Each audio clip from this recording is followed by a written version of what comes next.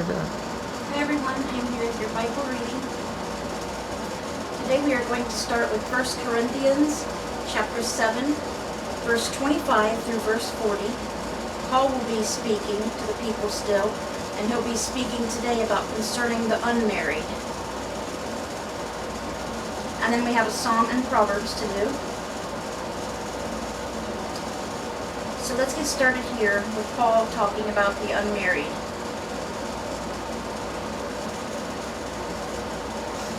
Hair on my nose or something.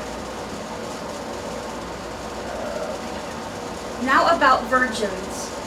I have no command from the Lord, but I give a judgment as one who, by the Lord's mercy, is trustworthy.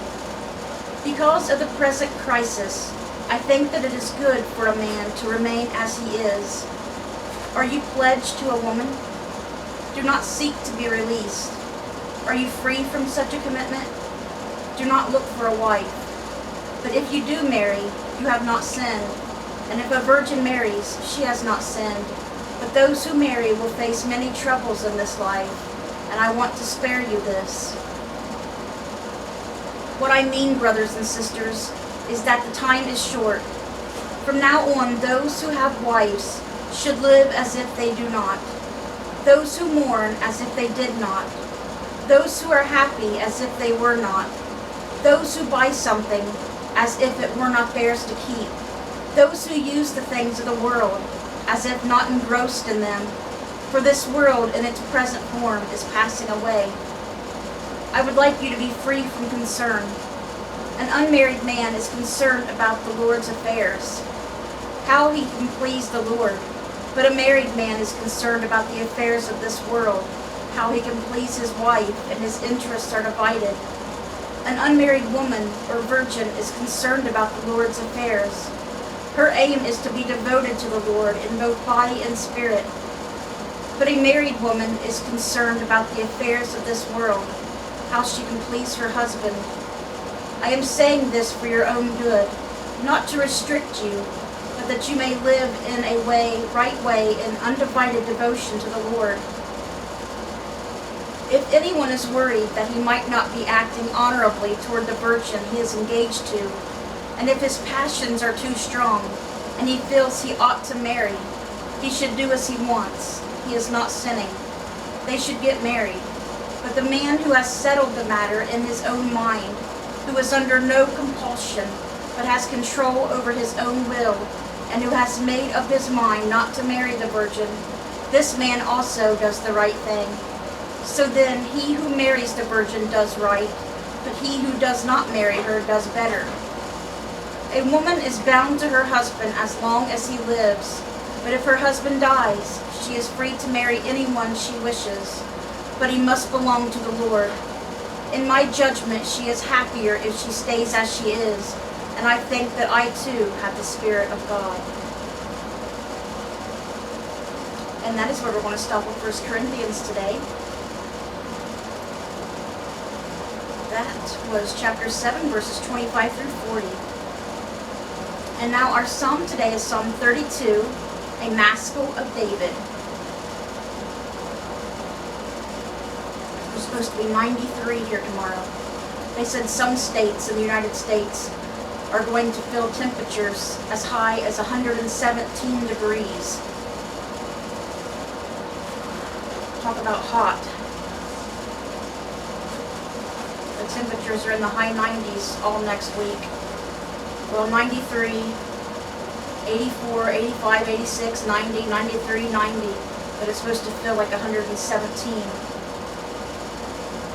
for 13 states, and I'm not sure which ones. But ours is probably one of them. Okay, so let's read our psalm. Blessed is the one whose transgressions are forgiven, whose sins are covered. Blessed is the one whose sin the Lord does not count against them, and in whose spirit is no deceit. When I kept silent, my bones wasted away, through my groaning all day long. For day and night your hand was heavy on me. My strength was sapped, as in the heat of summer. Then I acknowledged my sin to you and did not cover up my iniquity. I said, I will confess my transgressions to the Lord, and you forgave the guilt of my sin. Therefore, let all the faithful pray to you while you may be found. Surely the rising of the mighty waters will not reach them. You are my hiding place. You will protect me from trouble and surround me with the songs of deliverance. I will instruct you and teach you in the way you should go. I will counsel you with my loving eye on you. Do not be like the horse or the mule, which have no understanding, but must be controlled by bit and bridle, or they will not come to you. Many are the woes of the wicked, but the Lord's unfailing love surrounds the one who trusts in him. Rejoice in the Lord and be glad, you righteous, sing, all you who are upright in heart. Amen. Didn't David write the most beautiful songs? The way he talked to the Lord is just amazing. You know what the Lord said of David? The Lord said of David, he is a man after my own heart. The Lord loved David very much, and David loved the Lord. Okay. And let's read Proverbs chapter 21. We got verses 5, 6, and 7. The plans of the diligent lead to profit, as surely as haste leads to poverty. A fortune made by a lying tongue is a fleeting vapor and a deadly snare. The voice of the wicked will drag them away, for they refuse to do what is right.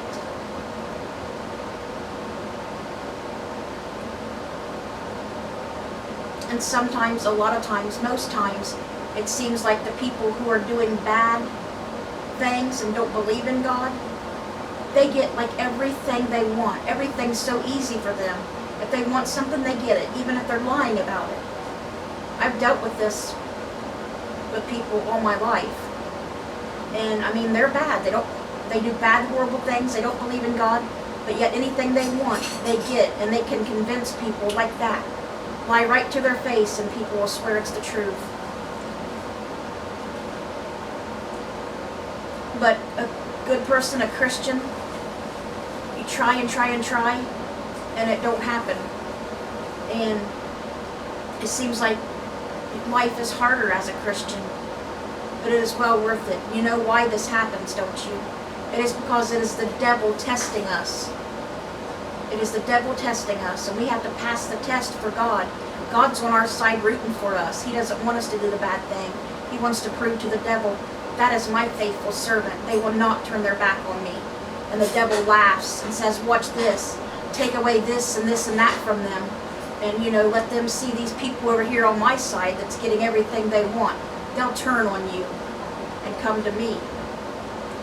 You got to pass the test.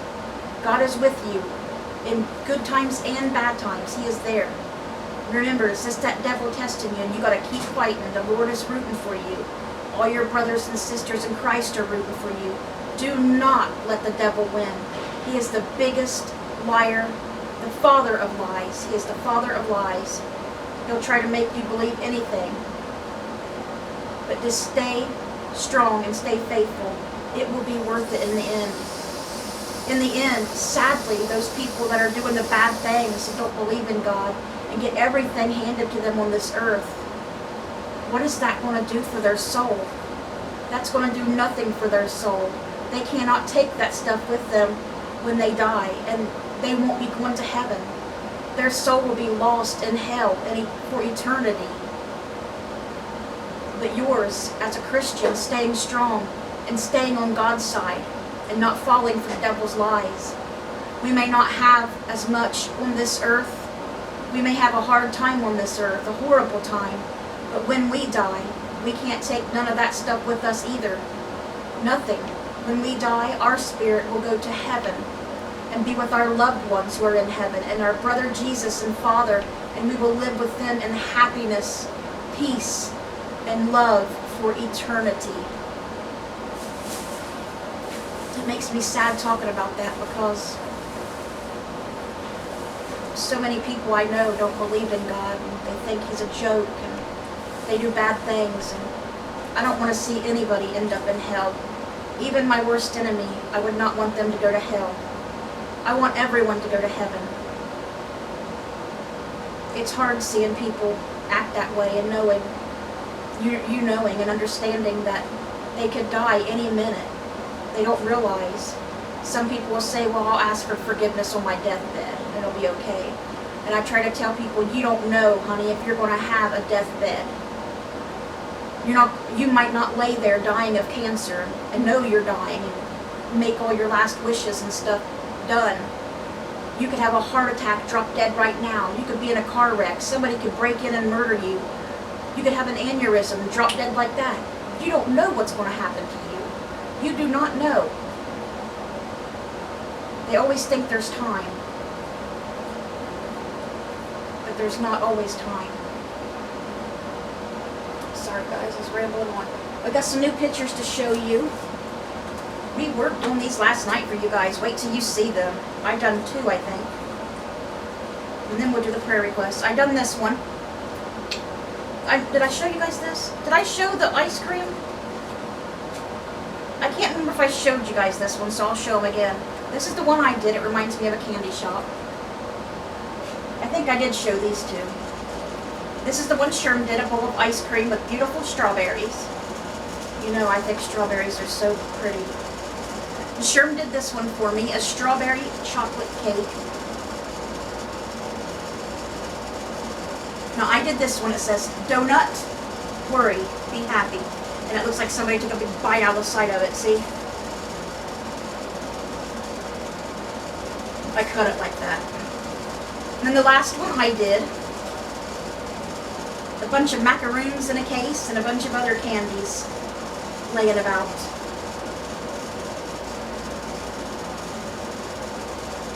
I'm not sure if we can see it good. But that is the pictures we got done for the book last night. Might do one later.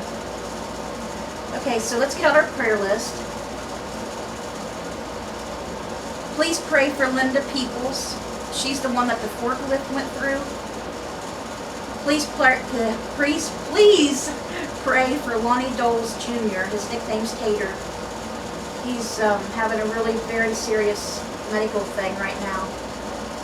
I don't know if they want me to share what it is, but it's very, very bad. Please pray for him. He needs a lot of prayer. Please pray for Sherman Crabtree. He had therapy again today. Last night was a horrible night for him. I don't know what happens to him when he sleeps, but he has fits where he jerks and about falls off the bed. He's about kicked me out of bed before, the way he jerks around, and his shoulder keeps jerking really hard. And it wakes him up. It's so bad and painful. I was trying to hold his arm down all night last night till I fell asleep so it wouldn't move and jerk like that. Wish we could find out why his body does that. They want to do a sleep study on him, but he doesn't want to leave me here alone, so I tried to get him to go. Please pray for Michael Cairns. He has Crohn's disease, and he'll be going to talk to a surgeon tomorrow about helping him with these hernias and other things. So please pray that that goes well and he gets taken care of so he can feel better. Please pray for Logan Cairns. He'll be starting therapy. Please pray for Michelle Watkins. She is in a lot of pain. A lot of pain, and she's having trouble with her sugar bottoming out, and other times it goes way too high. Her sugar was 38 the other night. Please pray for Linda and April Thacker. They both have a lot of health problems. Linda has dementia and stage 5 kidney failure. Please pray for Cindy and Jim Welsh. Jim keeps getting sick with some kind of lung infection, and we don't know if it's severe allergies or what it is, and Cindy's in pain and tired and a lot, and please pray for her. Please pray for Rhonda Karshner and Abby Myers. Remember, I told you they'll be losing their home because the person that rents it to them is going to be selling it. So please pray that they have another house to move into, you know, so they don't have to worry about living with anybody or anything. Please pray for Dora Carper. She's a widow and lives alone. Please pray for Zach Kirby. He has cancer very bad. They say there's nothing else they can do for him. It's spread to his brain and all through his body. And he's only in his 30s and has 2 small little girls, 2 small little children, and a fiance. It's very sad. Please pray for Judy Thompson. She has cancer and other health problems. Please pray for Judy Osborne. She has cancer. Please pray for Elizabeth Jeffries. She has skin cancer and other health problems. And please pray for Jim Mitchell and Garnet Boyer. They are our neighbors. And Jim seems to be coming out now and, doing a little bit of things since his daughter passed away. I think she was only in her 50s. She was young. And Garnet, I think she needs a lot of prayer because she fell here a while back, and plus I think they're having some personal issues, not between them both, but with other families. So please pray for both of them. So I hope you guys have a great rest of your day. I just been making some stones today. I think I want to make them into magnets, just big glass stones, and I paint them and then put a big magnet on the back. They are very strong and they stick to the fridge like nothing. They hold up everything. So I've been working on those. But I hope you guys have a great rest of your day. I hope you're enjoying the start to your week, that it's been good for you. Looks like it's going to storm here. It's not supposed to storm till tomorrow, but looks like it's going to storm. But I love you guys. Let's bring those souls to Jesus, and God willing, we'll see you guys again tomorrow with another Bible reading. Bye guys. God bless.